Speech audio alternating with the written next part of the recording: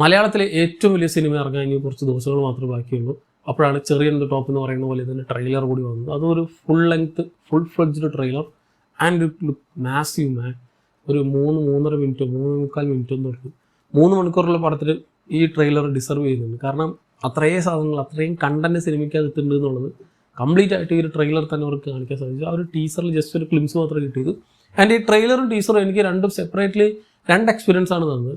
Teaser കണ്ടപ്പോൾ ഒരു full length action പടമായിരിക്കും എന്ന് വിചാരിച്ചപ്പോൾ ട്രെയിലർ പ്രോമിസ് ചെയ്യുന്നുണ്ട് അങ്ങനത്തെ ഒരു കംപ്ലീറ്റ് മാസ് ആക്ഷൻ സാധനമല്ല, ഇതൊരു ക്ലാസ് പടമാണ്, ഇതിനൊരു കണ്ടന്റ് ഉണ്ട്. ഈ ഒരു കണ്ടന്റ് ഡ്രിവൺ ആയിട്ട് തന്നെ ആയിരിക്കും ഈ ഒരു പടം പോകുന്നത്. ഈ ഒരു ട്രെയിലർ പ്രോമിസ് ചെയ്യുന്നത്. കാരണം മറ്റേ പടം നമ്മളിപ്പോൾ ഒരു ക്ലാസ് സാധനം കണ്ടിട്ട് ഇത് കംപ്ലീറ്റ്ലി എൻറ്റയർലി ഡിഫറെൻ്റ് ആയിട്ടുള്ള വെറും വെടിയും പുകയും മാത്രമായാലും പ്രശ്നമാണ്.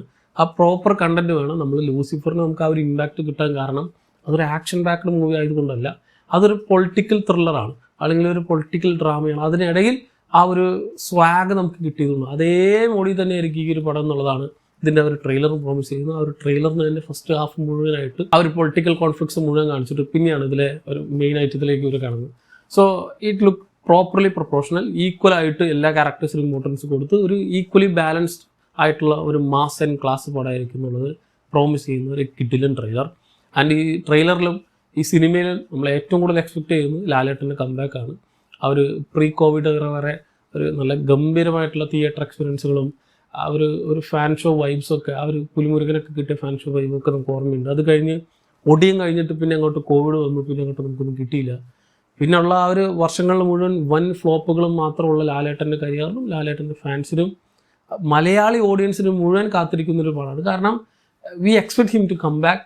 ആ കം ബാക്ക് ഈ ഒരു പടത്തിലാണ്. കുറേ കാലമായിട്ടൊന്ന് ആലോചിച്ച് നോക്കുക, നമ്മൾ എന്തൊക്കെ ഈ വർഷങ്ങളായിട്ട് കുറേ പടങ്ങളെന്ന് നമ്മൾ പറയുന്നുണ്ട്. ലൂസിഫർ 2 വരും, എമ്പുരാൻ വരും എന്ന് പറയുമ്പോൾ ഉണ്ടാവുന്ന ആ ഒരു സാറ്റിസ്ഫാക്ഷൻ ഉണ്ടല്ലോ, അതിൽ ആ ഒരു പോയിന്റിലേക്ക് നമ്മളിപ്പോൾ റീച്ചായി.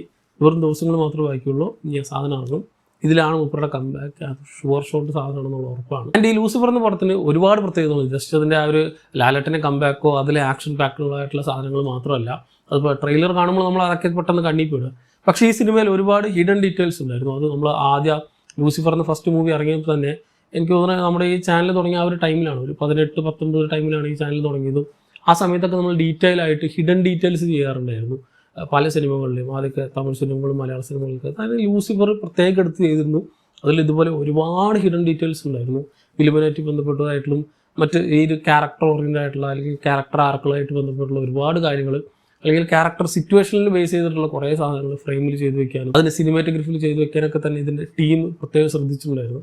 അതേപോലത്തെ ഒരുപാട് ഹിഡൻ ഡീറ്റെയിൽസ് അടങ്ങുന്നൊരു സിനിമ കൂടിയായിരിക്കും എന്നുള്ളത് തീർച്ചയായും. അതുകൊണ്ട് തന്നെയാണ് എനിക്കിതിൻ്റെ ട്രെയിലർ കണ്ടപ്പോൾ ഇനി 1-2 വട്ടം കാണാൻ സാധാരണ ട്രെയിലർ കാണുമ്പോൾ അല്ലെങ്കിൽ നല്ല ട്രെയിലറൊക്കെ കാണുമ്പോൾ തോന്നാറുണ്ട്.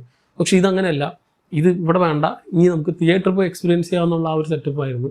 സോ അതുകൊണ്ട് റീവാച്ചും ഞാൻ ട്രെയിലർ ചെയ്തില്ല. കാരണം ഇനി എന്തെങ്കിലും സ്പോയിലർ ഉണ്ടെങ്കിൽ അല്ലെങ്കിൽ എന്തെങ്കിലും ഒരു സാധനം കിട്ടുകയാണെങ്കിൽ അത് നമ്മൾ ചിലപ്പോൾ തിയേറ്ററിൽ പോകുമ്പോൾ എക്സ്പെക്ട് ചെയ്തിരിക്കും. സോ ആ ഒരു പരിപാടി വരാണ്ടിരിക്കുകയാണ്. ആൻഡ് ഇത് ഈ പറഞ്ഞ പോലെ തന്നെ മൾട്ടിപ്പിൾ വാച്ചിനുള്ള സാധനം ഈ സിനിമയിൽ ഉണ്ടാവും എന്നുള്ളത് തീർച്ചയാണ്. ഈ പറഞ്ഞ പോലെ അറ്റ്ലീസ്റ്റ് ഹിഡൻ ഡീറ്റെയിൽസ് എങ്കിലും അവിടെ ഒക്കെ ആയിട്ട് വെച്ചിട്ട് നമ്മൾ ചിലതൊക്കെ മിസ്സാവും. സോ ഇത്രയും മാസീവ് ആയിട്ടുള്ള പടത്തിൽ കഴിഞ്ഞ പടത്തിൽ ചെയ്ത പോലെ തന്നെ ഇതിൻ്റെ സ്കെയിൽ കൂടിയ സമയത്ത് അതേ ഇമ്പോർട്ടൻസ് അതേ ക്വാളിറ്റി ഇതിൻ്റെ എല്ലാ ഫ്രെയിമിലും വെക്കാൻ പറ്റിയിട്ടുണ്ടോ എന്നുള്ളൊരു കൂടെ എക്സ്പെക്ടേഷൻ ഉണ്ട്. ഉണ്ടാവും തന്നെയാണ്. അതിപ്പോൾ ട്രെയിലറിൽ അവിടെയൊക്കെ ചില സാധനങ്ങൾ കാണുമ്പോൾ നമുക്ക് ഡീകോഡ് ചെയ്യാൻ തോന്നും. പക്ഷേ ഫുൾ ലെങ്ത് ഫിലിമിലായിരിക്കും അത് കംപ്ലീറ്റ് ആയിട്ട് കൊടുക്കുക. സോ ഈ പറഞ്ഞ പോലെ ആക്ഷൻ സീക്വൻസുകൾക്കും ലാലേട്ടൻ്റെ സ്വാഗനും ഉപരി ഇതിൽ ആ ഒരു ഹിഡൻ ഡീറ്റെയിൽസിലും ഞാൻ കൂടുതൽ എക്സ്പെക്ട് ചെയ്യുന്നുണ്ട്. നല്ല കിഡിലൻ ഡീറ്റെയിലിംഗ് ഈ പടത്തിൽ ഉണ്ടാവും എന്നുള്ളത് തീർച്ചയാണ്. സോ നമ്മളെല്ലാവരും എക്സ്പെക്ട് ചെയ്യുന്ന ഒരു പടമാണ്. ഞാൻ വേറൊരു കാര്യം നമ്മൾ എപ്പോഴും പറയാറുണ്ട്, ഒരുപാട് എക്സ്പെക്ടേഷൻ്റെ ആവശ്യമില്ല, ഈ എക്സ്പെക്ടേഷൻ വെക്കുന്നതാണ് പടത്തിൻ്റെ പ്രശ്നം എന്നുള്ളതൊക്കെ. എക്സ്പെക്ടേഷൻ വെച്ചിട്ടും അതിൻ്റെ അപ്പുറത്തേക്ക് കൊണ്ടുപോയുള്ള പടങ്ങൾ നമ്മൾ ഈ ഒരു കഴിഞ്ഞൊരു 4-5 വർഷത്തിൽ കണ്ടു. ഈവൻ പോസ്റ്റ് കോവിഡ് എറയിൽ നമ്മൾ കണ്ടിട്ടുണ്ട്. സോ അതുകൊണ്ട് ആ പരിപാടിയൊന്നുമില്ല. എക്സ്പെക്ടേഷനെ സർപ്പാസ് ചെയ്യുക എന്നുള്ളതാണ് മേക്കേഴ്സിൻ്റെ കയ്യിലുള്ള പരിപാടി. കാരണം പുതിയൊരു സാധനമല്ല, ഇതിന് സീക്വലാണ്, സെക്കൻഡ് പാർട്ടാണ്. ഓൾറെഡി നമ്മളിപ്പോൾ വേറെ പല സീക്വലുകൾ നമ്മൾ കണ്ടിട്ടുണ്ട്. സോ അതിന് മേക്കേഴ്സൊക്കെ തന്നെ എന്താണ് പ്രേക്ഷകർ എക്സ്പെക്ട് ചെയ്തത്, അവരുടെ ഡിമാൻഡ് എന്തായിരുന്നു, അതിനെ എക്സീഡ് ചെയ്തിട്ട് കാണിച്ചു തന്നിട്ടുണ്ട്. അതേപോലെ തന്നെ പ്രേക്ഷകരുടെ എക്സ്പെക്ടേഷനെ എക്സീഡ് ചെയ്യുന്നൊരു എക്സ്പീരിയൻസ് ആയിരിക്കും ഇത് എന്ന് പ്രതീക്ഷിക്കാം. സോ എമ്പുരാനെ പറ്റിയുള്ള നിങ്ങളുടെ പ്രതീക്ഷകൾ എന്തൊക്കെയാണെന്നുള്ളത് കമൻറ്റ് ബോക്സിൽ കമൻറ്റ് ചെയ്യാം. മറ്റൊരു വീണ്ടും കാണാം.